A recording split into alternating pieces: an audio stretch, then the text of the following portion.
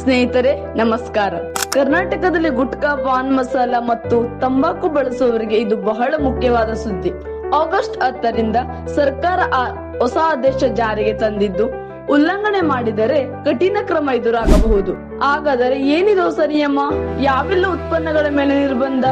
ಅಂಗಡಿಗಳಲ್ಲಿ ಮಾರಾಟ ಮಾಡಿದರೆ ಏನಾಗಬಹುದು? ಬನ್ನಿ ಸಂಪೂರ್ಣ ಮಾಹಿತಿ ತಿಳಿಯೋಣ. ಕರ್ನಾಟಕ ಸರ್ಕಾರವು 2026 ಆಗಸ್ಟ್ 10ರಿಂದ 1 ವರ್ಷದ ಅವಧಿಗೆ ತಂಬಾಕು ಮತ್ತು ನಿಕೋಟಿನ್ ಹೊಂದಿರುವ ಕೆಲವು ಉತ್ಪನ್ನಗಳ ಮಾರಾಟ ಮತ್ತು ವಿತರಣೆಗೆ ನಿರ್ಬಂಧ ಹೇರಿದೆ. ಈ ಕ್ರಮದಲ್ಲಿ ಗುಟ್ಕಾ, ಪಾನ್ ಮಸಾಲ ಹಾಗೂ ತಂಬಾಕು ಅಥವಾ ನಿಕೋಟಿನ್ ಹೊಂದಿರುವ ಇತರ ನಿಷೇಧಿತ ಉತ್ಪನ್ನಗಳು ಒಳಗೊಂಡಿವೆ. ಇನ್ನು ಕೇವಲ ಮಾರಾಟ ಮಾತ್ರವಲ್ಲ, ನಿಷೇಧಿತ ಉತ್ಪನ್ನಗಳ ತಯಾರಿಕೆ, ಸಂಗ್ರಹಣೆ, ಸಾಗಣೆ, ವಿತರಣೆ ಮತ್ತು ಮಾರಾಟ ನಡೆಯುತ್ತಿದೆಯೇ ಎಂಬುದರ ಮೇಲೂ ಅಧಿಕಾರಿಗಳು ನಿಗಾ ಇಡಲಿದ್ದಾರೆ. ಅದರಲ್ಲೂ ಅಂಗಡಿಗಳು, ಗೋದಾಮುಗಳು ಹಾಗೂ ಇಂತಹ ಉತ್ಪನ್ನಗಳನ್ನು ಸಂಗ್ರಹಿಸುವ ಸಾಧ್ಯತೆ ಇರುವ ಸ್ಥಳಗಳಲ್ಲಿ ವಿಶೇಷ ತಪಾಸಣೆ ಮತ್ತು ಜಾರಿ ಕಾರ್ಯಾಚರಣೆ ನಡೆಸಲಾಗುತ್ತಿದೆ.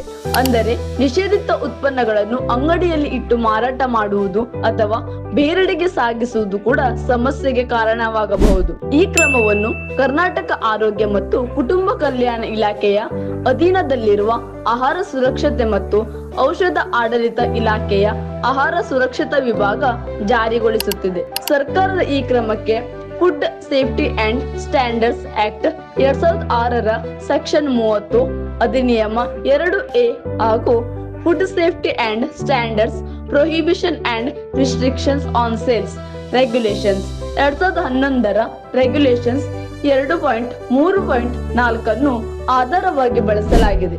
ಹಾಗಾದರೆ ಸರ್ಕಾರ ಇಂತಹ ಕಠಿಣ ಕ್ರಮ ಕೈಗೊಂಡಿರುವುದೇಕೆ?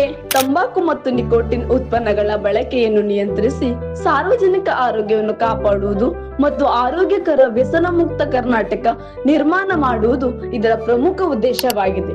ಇನ್ನು ನಿಷೇಧಿತ ಉತ್ಪನ್ನಗಳ ತಯಾರಿಕೆ, ಸಂಗ್ರಹಣೆ, ಸಾಗಣೆ, ಮಾರಾಟ ಅಥವಾ ವಿತರಣೆ ಕಂಡು ಬಂದರೆ ಸಂಬಂಧಪಟ್ಟವರ ವಿರುದ್ಧ ಕಾನೂನುಬದ್ಧ ಕ್ರಮ ಕೈಗೊಳ್ಳಲಾಗುತ್ತದೆ ಎಂದು ಅಧಿಕಾರಿಗಳು ಎಚ್ಚರಿಸಿದ್ದಾರೆ.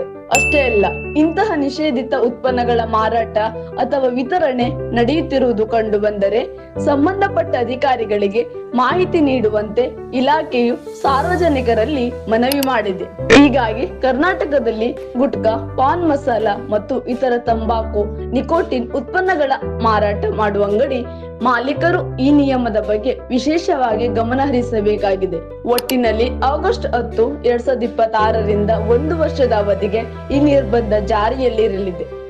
ನಿಷೇಧದ ವ್ಯಾಪ್ತಿ ಮತ್ತು ಅನ್ವಯವಾಗುವ ಉತ್ಪನ್ನಗಳ ಬಗ್ಗೆ ಅಧಿಕೃತ ಆದೇಶವನ್ನು ಪರಿಶೀಲಿಸಿ ನಂತರವೇ ಯಾವುದೇ ಉತ್ಪನ್ನದ ಮಾರಾಟ ಅಥವಾ ಸಂಗ್ರಹಣೆ ಮಾಡುವುದು ಸೂಕ್ತ.